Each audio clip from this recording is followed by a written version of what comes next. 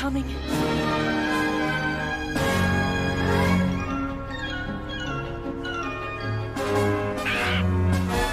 যারা নামাজ পড়ো না, কার সিদ্ধান্ত মোতাবেক চুলের এই ফ্যাশন কারে দেখে সাজাই না?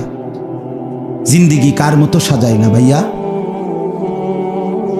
আল্লাহ তাআলা বলছে লা ইউমিনুন, লা ইউমিনুন। এই আয়াতের তাফসীর স্পষ্ট আছে, সব কিতাবে আছে। বিখ্যাত একটা ঘটনাই আছে নবীজির জামানার। দুইজন লোক নবীজির জামানায় একটা বিষয় নিয়ে ঝগড়া করছে, নবীজির কাছে ফয়সালার জন্য গেছে।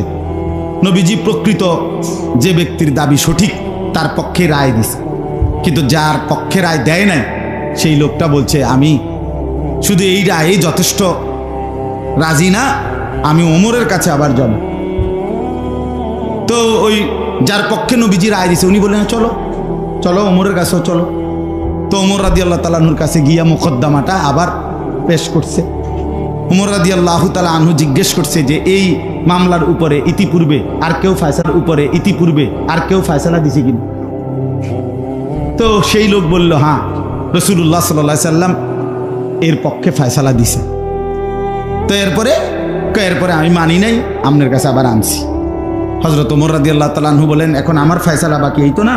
বলছে হ্যাঁ। বলছে তোমরা এখানে একটু দাঁড়াও, আমি ভিতর থেকে আসতেছি।